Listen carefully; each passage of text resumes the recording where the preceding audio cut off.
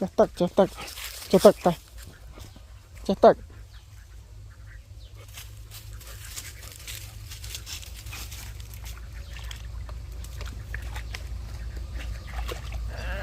chị vật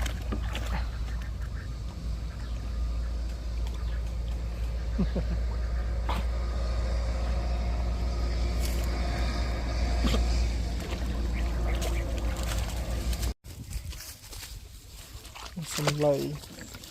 lọ nó tư là tí nó ô nó sao trâu cái này à, cho tách cho cái này cho cái này